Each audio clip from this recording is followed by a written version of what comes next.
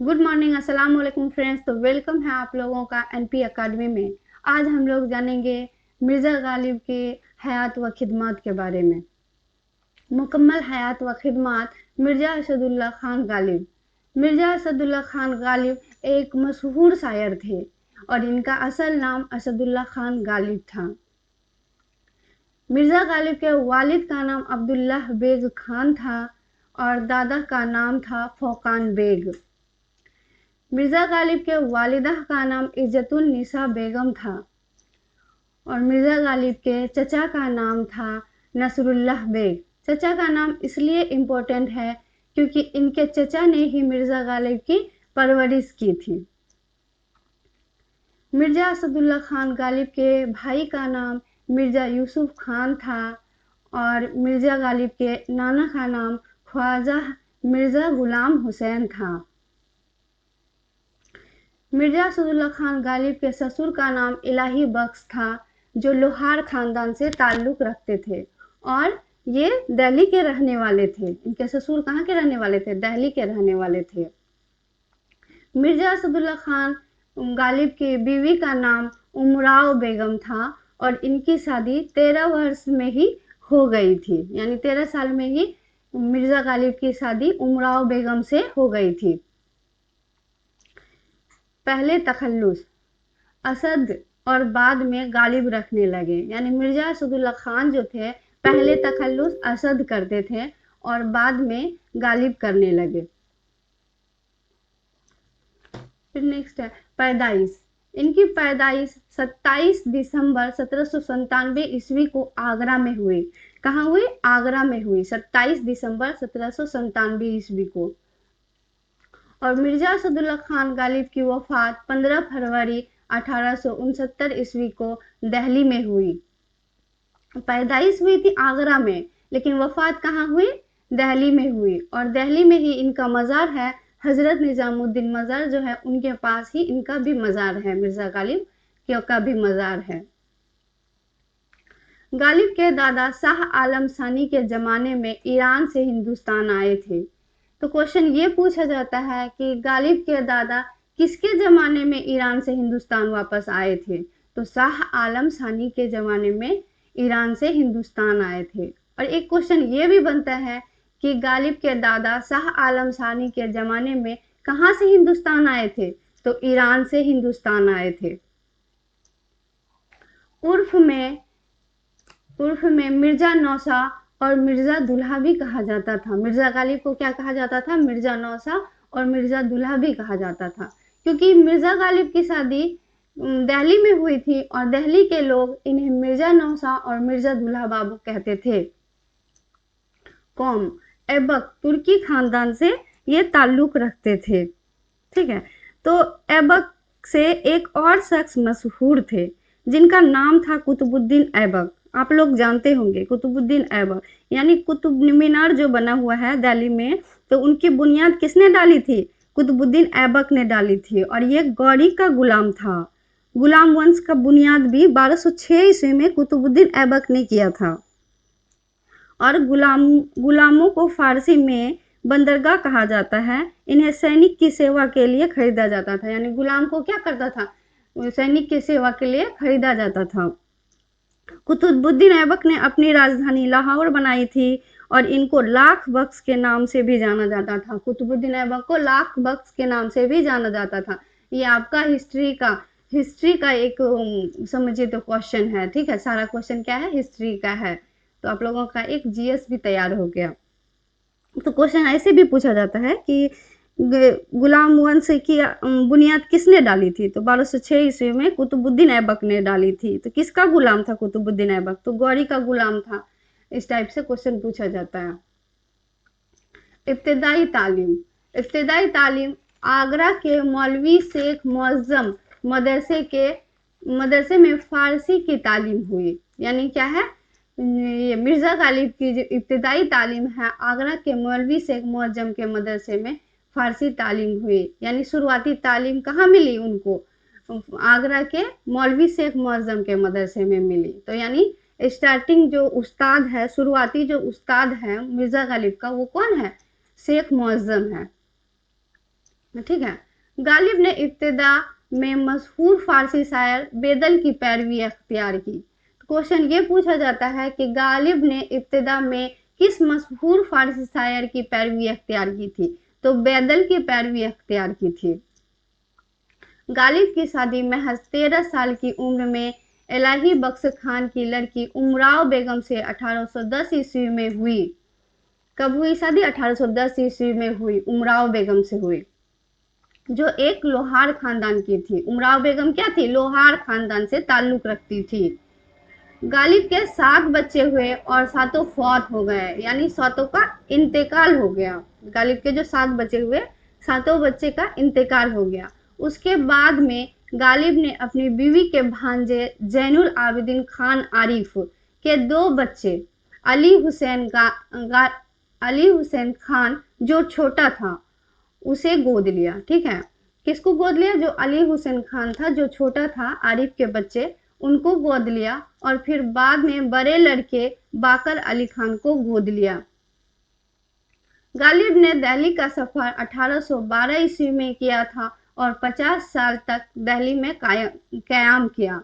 यानी आगरा में पहले तो पैदा हुए आगरा में, और 1812 ईस्वी में गालिब कहाँ आ गए? दिल्ली आ गए और 50 साल तक दिल्ली में रहे। कैद व सजा। तो गालिब जो थे, तो गालिब जुआ खेलते थे, नशा करते थे और अय्याश किस्म के थे। ठीक है, तो वो 2 बार जेल गए थे। कितने बार गए थे जेल? 2 मर्तबा गए थे। पहला 1841 ईस्वी में 100 रुपए जुर्माना और 4 माह कैद पहली बार हुई थी उनको। ठीक है, मिर्जा गालिब को। और दूसरी मर्तबा 1847 ईस्वी में 200 रुपए जुर्माना और 6 माह कैद, जो जुआ खाना कायम करने के अवेज में मिला उनको। ठीक है, तो वो 2 बार जेल गए थे। पहली बार 1841 ईस्वी में गए थे और दूसरी बार कब गए थे? 1847 ईस्वी में। यानी जब वो 1847 में जो वो जेल गए थे, उनके ठीक 100 साल के बाद क्या हुआ? हमारा जो हिंदुस्तान है वो आज़ाद हो गया। पहले क्या था? अंग्रेजों का गुलाम था हमारा देश, है ना, तो वो आज़ाद हो गया। 1947 में हमारा देश आज़ाद हो गया। यानी 1847 में क्या हुआ? मिर्जा गालिब को कैद हुई। ठीक है, दूसरी मर्तबा, और 1947 में हमारा हिंदुस्तान आज़ाद हो गया। गालिब अपने उर्दू कलाम से ज्यादा फारसी कलाम को पसंद किया करता था। क्या करता था? फारसी कलाम को ज्यादा पसंद किया करता था। इसलिए गालिब ने उर्दू कलाम को बेरंग मन अस्त कहा है। यह भी क्वेश्चन बनता है कि गालिब ने अपने किस उर्दू शायर ने, ऐसे पूछा जाता है कि किस उर्दू शायर ने अपने कलाम को बेरंग मन अस्त कहा है? तो किसने कहा है? मिर्जा असदुल्ला खान गालिब ने अपने उर्दू कलाम को बेरंग मन अस्त कहा है। गालिब ने अपनी जिंदगी की आखिरी 2 दहाइयों में तकरीबन 900 खतूत अपने अजीजों, किनको? अपने अजीजों और शागिर्दों के नाम रवाना किया। ठीक है, तो गालिब ने अपनी जिंदगी के आखिरी 2 दहाइयों में तकरीबन 900 खतूत अपने अजीजों और दोस्तों और शागिर्दों के नाम रवाना किया, यानी उनको भेजा। गालिब ने खतूत निगारी का आगाज 1847 ईस्वी से 1848 ईस्वी में किया था। खतूत निगारी का आगाज कब किया था गालिब ने? 1847 ईस्वी से 1848 ईस्वी में मिर्जा असदुल्ला खान गालिब ने खतूत निगारी का आगाज किया था। एक कौल यह भी है कि गालिब ने खतूत निगारी का आगाज 1850 ईस्वी में किया था। गालिब का जब दिल घबराता था तो बार बार एक मक्ता और एक मसरा पढ़ते थे। क्या करते? जब उनका दिल घबराता था तो एक मक्ता और एक मसरा पढ़ते थे। उनका मक्ता था, जिंदगी अपनी जब इस शक्ल से गुजरी गालिब, हम भी क्या याद करेंगे के खुदा रखते थे। ये मक्ता था जब उनका दिल, मिर्जा गालिब का दिल घबराता था तो ये मक्ता पढ़ते थे।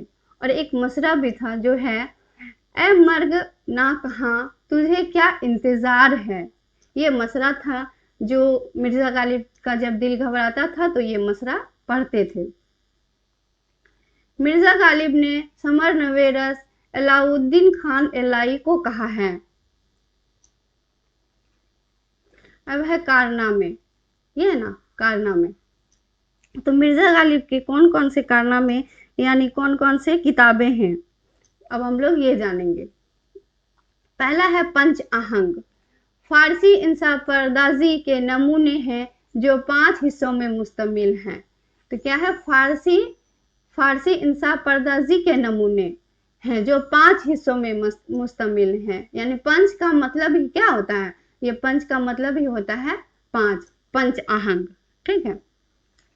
फिर है महर निमरोज, अहदे तैमूर से हुमायूं तक के हालात इस किताब में जिक्र किए गए हैं।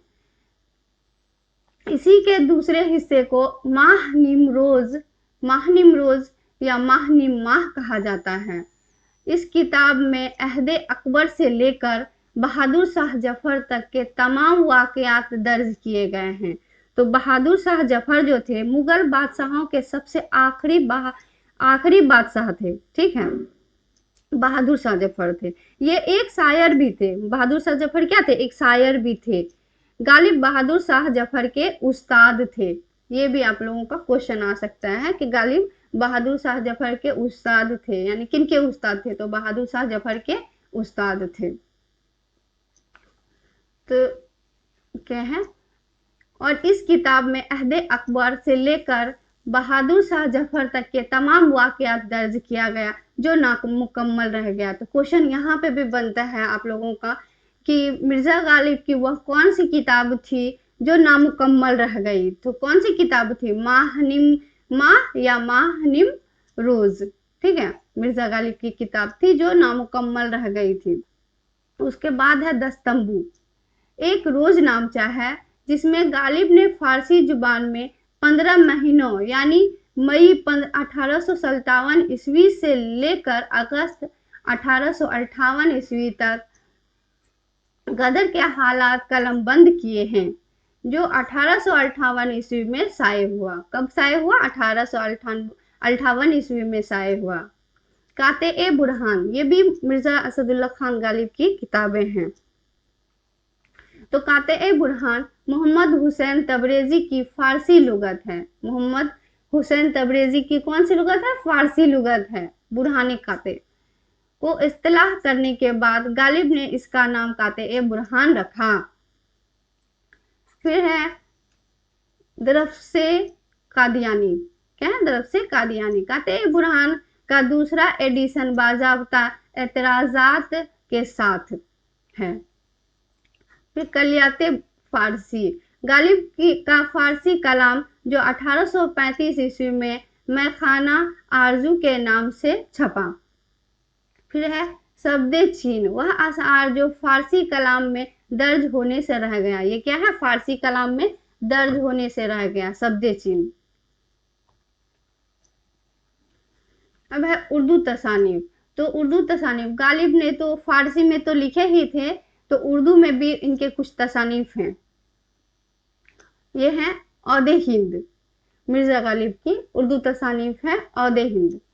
गालिब के खतूत का पहला मजमुआ है जो 1868 ईस्वी में गालिब की वफात से 4 माह कबल मुमताज अली खान के कोशिशों से शाये हुआ।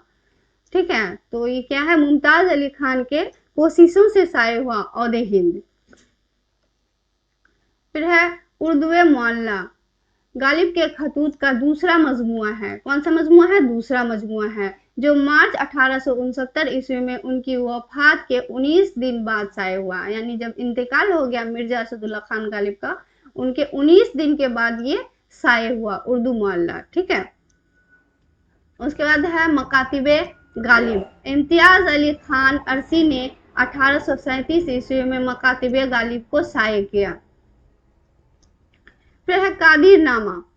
कादिरनामा आरिफ के 2 बच्चे बाकर और हुसैन के लिए गालिब ने 8 सिफात का मुख्तसर रसाला तसनीफ किया। आरिफ गालिब की बीवी का भांजा था। आरिफ क्या था, वो जो मिर्जा असदुल्ला खान गालिब हैं उनके बीवी का भांजा था। उनके ही 2 बच्चे थे जिनको गोद लिए थे मिर्जा असदुल्ला खान गालिब ने, क्योंकि उनके जो 7 बच्चे हुए थे तो वो तो उनका इंतकाल हो गया था, इसलिए 2 बच्चे को गोद लिए थे, आरिफ के 2 बच्चे को। फिर है निकाते गालिब। इस किताब में फारसी कवायद उर्दू में लिखे गए हैं। फिर रिकाते गालिब, फिर क्या है रिकाते गालिब, फारसी में कहे गए 15 मकतूब का रसाला है। मिर्जा असदुल्ला खान गालिब ने कसायद भी लिखे थे। इनके कसायद क्या है, यानी कसीदा है लिखे थे। गालिब के उर्दू कसायद की कुल तादाद कितनी है, 4 है। उर्दू कसायद लिखे थे, उनकी तादाद 4 हैं। 2 बहादुर शाह की मदह में और हजरत अली के मनकबत में। क्या है, 2 लिखे थे बहादुर शाह जफर की मदह में और 2 हजरत अली की मनकबत में। इनके 4 कसीदे थे मिर्जा असदुल्ला खान गालिब के। कितने, ये पूछा जाता है कि मिर्जा असदुल्ला खान गालिब के कितने कसीदे थे, तो इनके 4 कसीदे थे। 2 बहादुर शाह जफर के मदह में और 2 हजरत अली के मनकबत में। मिर्जा असदुल्ला खान गालिब के मसनवी भी थे, यानी मसनवी अब्रे गौहर। इनका नाम क्या था मसनवी का, अब्रे गौहर, जो एक नामुकम्मल मसनवी है। ये मुकम्मल नहीं हो पाया, ये नामुकम्मल रह गया, ठीक है, अब्रे गौहर। फिर है बादे मुखालिफ। इस मसनवी में गालिब ने अपने गरीबुल वतनी का जिक्र किया है। इस मसनवी में बादे मुखालिफ में क्या, गरीबुल वतनी का जिक्र किया है मिर्जा असदुल्ला खान गालिब ने। चिरागे दैर, दरसिफते अंबिया और दुआए सवा, ये भी क्या है, मिर्जा असदुल्ला खान गालिब की किताबें हैं। अब है दीवान गालिब के 5 एडिशन। तो इससे पहले जानते हैं कि दीवान किसे कहते हैं। दीवान का मतलब शायरी मजमुआ जो किताबी शक्ल दी जाती है, उसे ही क्या कहते हैं, दीवान कहते हैं, ठीक है। तो दीवान गालिब के 5 एडिशन, यानी कब कब इनके जो है दीवान शाये हुए। तो पहला शाये हुआ 1841 ईस्वी में शाये हुआ मिर्जा असदुल्ला खान गालिब का, जो पहली मर्तबा शाये हुआ। 1841 ईस्वी में पहली मर्तबा शाये हुआ। दूसरी मर्तबा 1847 ईस्वी में शाये हुआ, ठीक है। फिर तीसरी मर्तबा 1861 ईस्वी में शाये हुआ और 1862 ईस्वी में चौथी मर्तबा शाये हुआ और 1863 ईस्वी में 5वीं मर्तबा शाये हुआ। गालिब के बारे में मुख्तलिफ इकवाल, यानी गालिब के बारे में किसने क्या कहा है उसके बारे में अब हम लोग जानेंगे। गालिब को हैवाने ज़रीफ हाली ने कहा है। हैवानी ज़रीफ किसने कहा है, अल्ताफ हुसैन हाली ने गालिब को हैवाने ज़रीफ कहा है। फिर गालिब को पहला फिलोसफी शायर यूसुफ हुसैन खान ने कहा है। पहला फिलोसफी शायर मिर्जा असदुल्ला खान गालिब को किसने कहा है, यूसुफ हुसैन खान को ने कहा है। ये क्वेश्चन बनता है आप लोगों के एग्जाम में ना, ये क्वेश्चन बनता है जैसे कि किसने मिर्जा असदुल्ला खान गालिब को पहला फिलोसफी शायर कहा था, तो यूसुफ हुसैन अली खान ने कहा था। क्या उसके बाद है इकबाल ने, यानी अल्लामा इकबाल ने गालिब का मुकाबला गोइटे से किया है। इकबाल ने गालिब का मुकाबला किससे किया है, गोइटे से किया है। हिंदुस्तान की किताबें 2 हैं, एक वेद मुकद्दस और दूसरे दीवाने मुकद्दस। ये कहने वाले हैं अब्दुल रहमान बिजनूरी। गालिब ने उर्दू शायरी को एक नया शऊर, एक नया नसब और एक नया अफक दिया। ये कहने वाले हैं रशीद अहमद सिद्दीकी। तो फ्रेंड्स, आप लोगों को ये वीडियो कैसी लगी, इसी तरह से आप हमें मोटिवेट करते रहिए ताकि मैं अच्छे अच्छे कंटेंट आप लोगों के लिए लाती रहूंगी। Thank you.